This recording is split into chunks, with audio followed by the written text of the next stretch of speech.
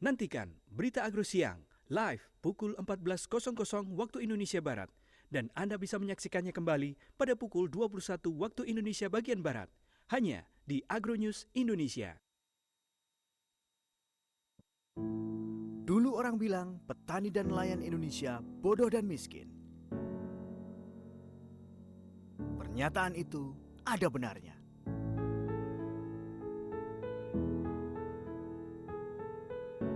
Sebagian besar petani dan nelayan kita hanyalah buruh kasar yang berjuang untuk bisa memenuhi hidup sehari-hari.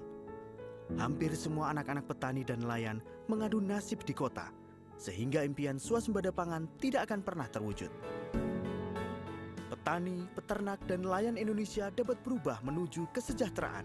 Dimulai dari perubahan pola pikir para petani, peternak, dan nelayan secara konsisten dan berkesinambungan, di mana kesemuanya ini hanya dapat dicapai melalui edukasi dan media.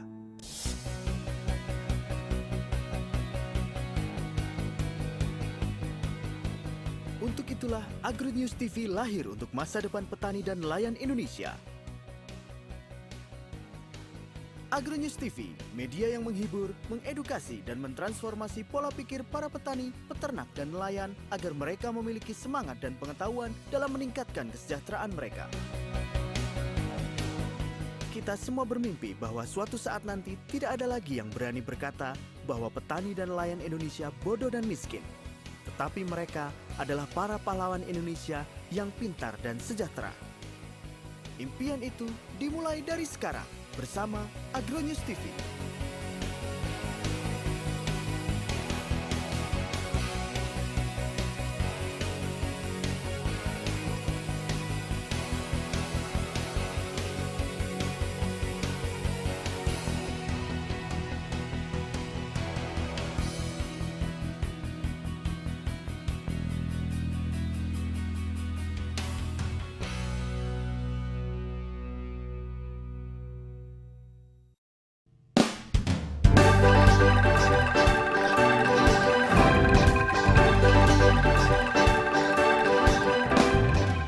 Singkong merupakan salah satu tanaman populer di Indonesia.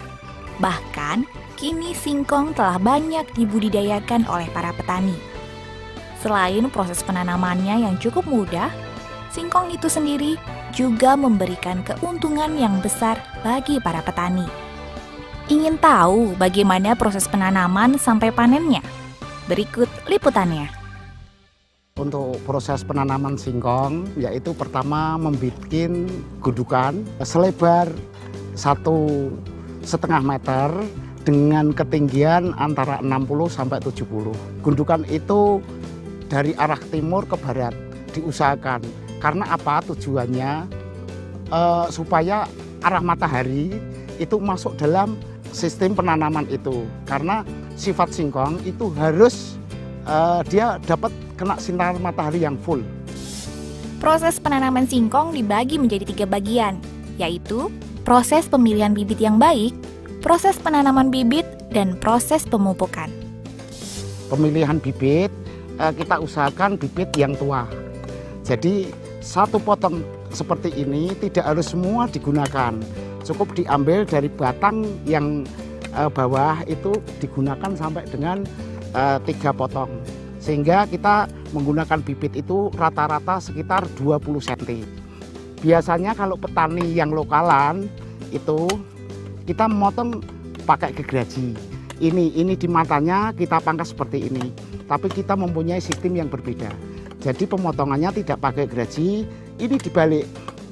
Jadi jadinya seperti ini, mekrok seperti ini.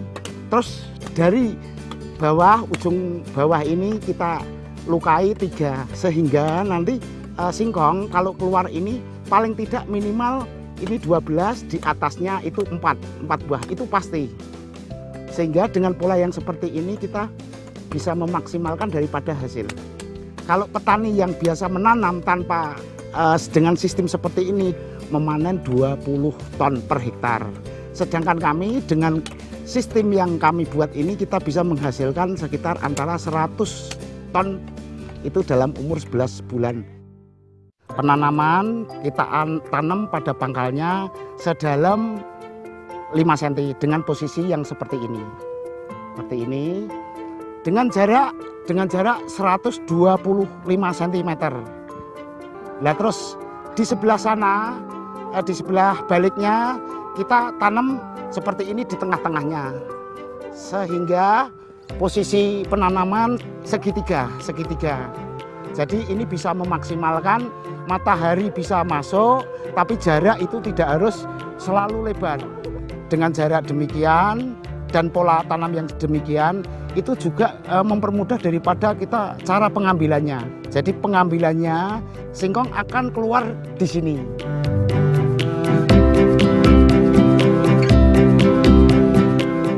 Sekarang melihat daripada proses pemupukan.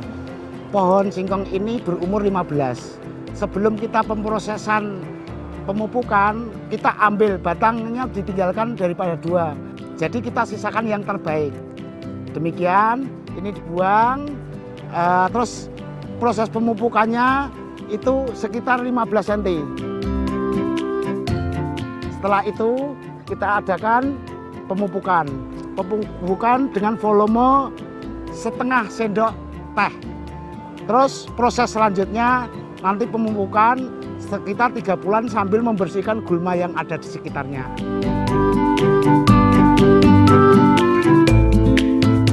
Ya pemirsa, sekarang pemirsa melihat daripada singkong yang sudah berumur 3 bulan.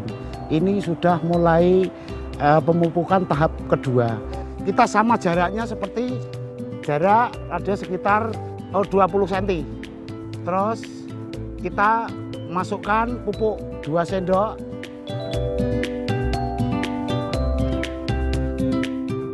Kita akan melihat yang umur 6 bulan. Untuk pemrosesan pemupukan yang terakhir. Ya pemirsa, ini singkong yang berumur kurang lebihnya 6 bulan. Kita mengadakan suatu proses pemupukan tahap akhir. Kita tempatkan pada 2 posisi. Dari pohon itu sekitar 20 cm. Karena apa? Karena buah singkong sudah menjalar sampai dengan sekitar 20 cm. Kita lubangi 2 tempat. Kita kasih pupuk dengan volume yang berbeda. Jadi ini lebih banyak daripada yang 3 bulan.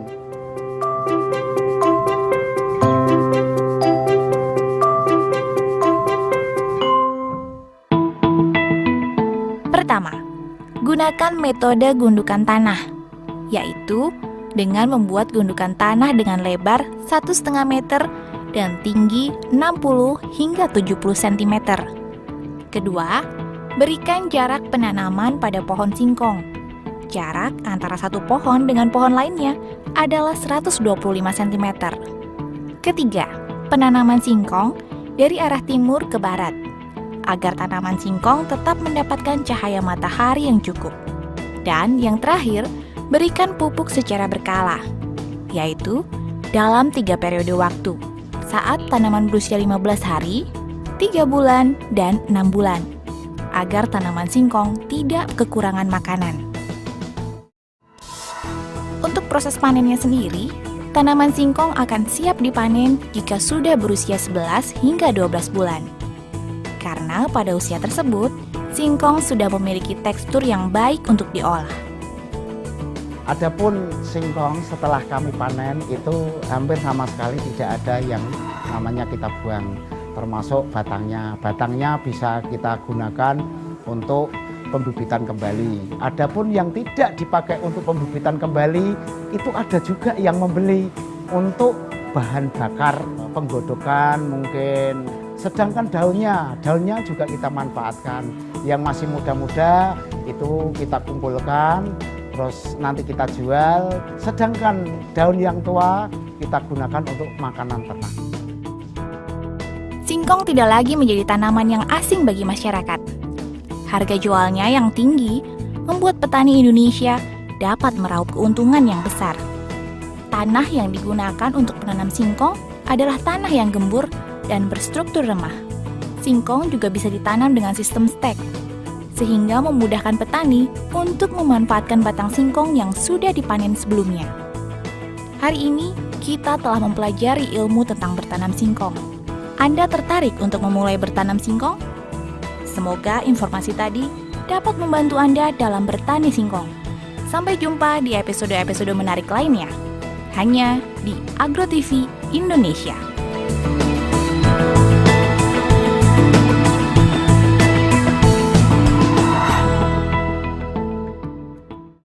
Satu, dua, tiga, lagi. Hah, masih ada lagi. Wah, banyak banget telurnya. Loh, kok bisa? Ternyata bebek ini makan vitamin A formula. Vitamin bebek petelur bikin banyak telurnya. Caranya, campur makanan bebek dengan vitamin A formula.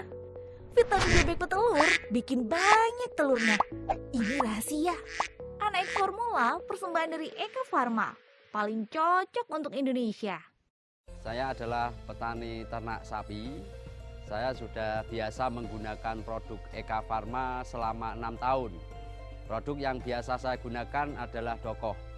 Saya menggunakan produk Eka Farma 2 tahun. Yang saya gunakan mineral kambing. Saya menggunakan produk Eka Farma yaitu Dokoh. Sudah 5 tahun saya gunakan. Produk Eka Farma memang cocok untuk Indonesia.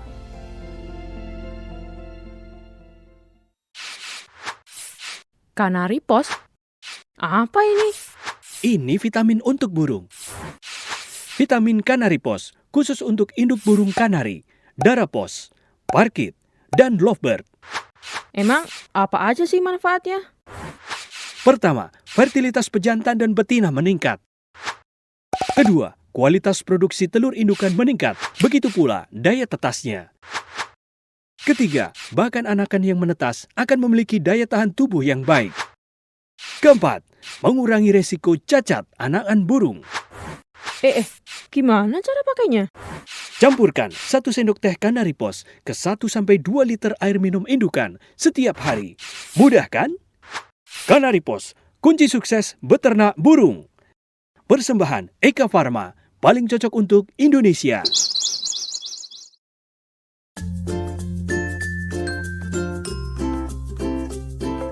Selain rasanya yang manis, madu juga memberikan keuntungan yang berbuah manis. Terutama bagi peternak lebah madu dari perbukitan Menoreh, Kabupaten Magelang. Bapak Bambang Manun Suhito, atau bagi masyarakat disebut Bambang Madu. Saya suka budidaya lebah itu karena yang pertama kita mendapatkan untung yang lumayan. Untung yang lumayan itu dengan modal yang sedikit, untungnya banyak. Kemudian istilahnya itu mempunyai tenaga kerja. Ibaratnya kan lebah itu si pelihara itu sebagai tenaga kerja atau sebagai karyawan saya.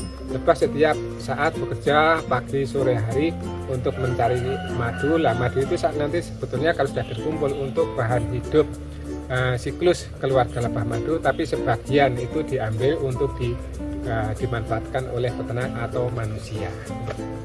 Yang kedua, banyak mempunyai teman baru dari berbagai macam penjuru datang untuk yang pertama untuk mencari madu yang kualitasnya baik, kemudian yang kedua untuk belajar budidaya lebah madu. Di kawasan perbukitan Menoreh di Desa Giri Tengah, Kecamatan Borobudur inilah Pak Bambang Madu memulai bisnis madu lebah lokal pada tahun 1984. Di sini tumbuh tanaman bunga kaliandra yang merupakan tanaman penghasil nektar madu dengan kadar enzim yang cukup baik, yaitu sekitar 5,06 yang baik untuk kesehatan. Enzim ini membantu pertumbuhan sel-sel dalam tubuh dan membantu sel fibrinogen dalam penyembuhan luka dan penyumbatan darah. Keuntungan peternak lebah madu yang ada di Giri Tengah ini mempunyai beberapa nilai positif, terutama yang pertama itu letak geografisnya. Itu istilahnya kalau dilihat itu dari segi panas tidak begitu panas, dan kalau dingin itu tidak begitu dingin, karena panas yang berlebihan dan dingin yang berlebihan itu juga mempengaruhi kehidupan dunia lebah madu. Kemudian yang kedua, di Bukit Menoreh ini dari ujung timur sampai ke barat itu dipenuhi dengan tanaman kaliandra. Di situ penuh sekitar luasnya itu sekitar 40 sampai 60 hektar. Padahal satu tanaman kaliandra terdiri 25 sampai 30 tangkai bunga. Yang istimewa lagi, satu tangkai bunga itu bisa mengeluarkan cairan manis sekitar 20 sampai 25 mili per hari. Pak Bambang membuat kotak yang menjadi rumah ternak lebah madu. Rumah ini nantinya akan menjadi tempat bagi para lebah pekerja mengerami larva lebah yang sudah diteluri oleh sang lebah ratu. Untuk memulai mengisi box, Pak Bambang melakukan perburuan lebah pekerja ke hutan, bebatuan, dan pepohonan, yang mana harus dikarantina terlebih dahulu selama sekitar 5 hingga 7 hari di sekitar pekarangan rumah. Baru kemudian bisa diletakkan di peternakan Pak Bambang, sekitar 730 meter di atas permukaan laut. Baru setelah itu madu bisa dipanen sekitar 20 hingga 25 hari. Cuaca menentukan hasil panen para peternak madu lokal. 100 kotak sarang milik Pak Bambang bisa menghasilkan 50 kg sarang lebah. Namun, jika cuaca sedang hujan, bisa hanya menghasilkan 5-50% saja. Untuk harga, pada tahun 1995, satu botol 600 ml madu hanya Rp5.000. Namun saat ini, madu yang dijual Pak Bambang seharga Rp80.000. Ia bahkan memberi bonus 1 botol jika ada yang membeli 20 botol. Harga madu umumnya relatif berbeda karena tidak ditentukan oleh pasar, namun oleh peternak sendiri. Selain madu, ada juga bee pollen, yaitu serbuk sari bunga jantan yang dikumpulkan lebah pekerja di sarang. Harga yang ditawarkan juga relatif murah, yaitu Rp90.000 untuk 1 botol 350 ml. Bagi Pak Bambang, madu yang berkualitas aromanya terbawa dari bunganya. Ketika ditelan akan terasa lengket di tenggorokan. Hal ini disebabkan oleh kandungan lilin yang terdapat di dalam madu. Karena jika tidak lengket, besar kemungkinan rasa manis bersumber dari gula. Sangat bermanfaat, bukan? Saksikan informasi seputar dunia peternakan dan pertanian inspiratif lainnya hanya di Agronews TV Indonesia.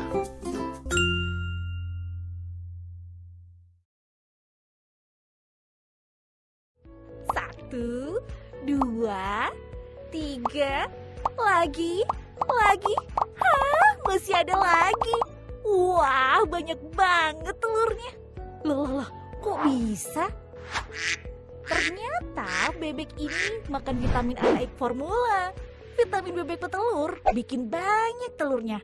Caranya, campur makanan bebek dengan vitamin A naik formula.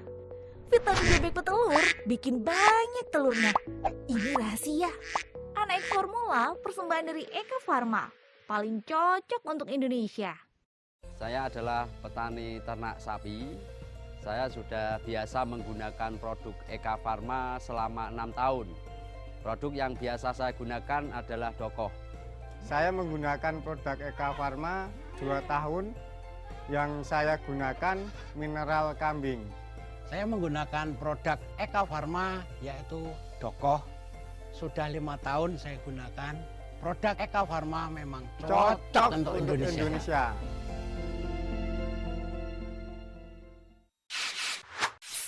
Kanaripos? Apa ini? Ini vitamin untuk burung. Vitamin Kanaripos khusus untuk induk burung kanari, darapos, parkit, dan lovebird. Emang apa aja sih manfaatnya? Pertama, fertilitas pejantan dan betina meningkat. Kedua, kualitas produksi telur indukan meningkat, begitu pula daya tetasnya. Ketiga, bahkan anakan yang menetas akan memiliki daya tahan tubuh yang baik. Keempat, mengurangi resiko cacat anakan burung.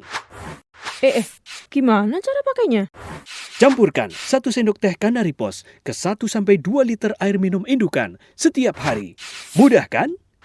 Kanaripos, kunci sukses beternak burung. Persembahan Eka Farma, paling cocok untuk Indonesia. Agronews TV Indonesia hadir menemani hari Anda dengan berita-berita yang menarik dan inspiratif seputar petani, peternak, dan nelayan. Saksikan live pukul 14 waktu Indonesia Barat.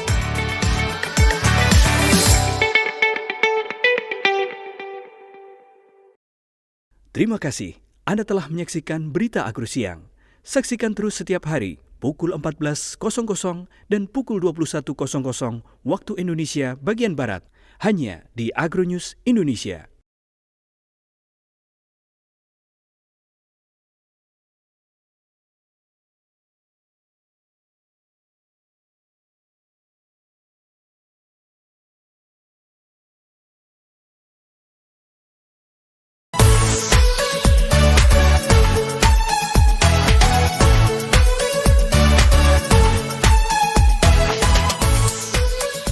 Saksikan Agronews TV Indonesia pukul 14 waktu Indonesia Barat.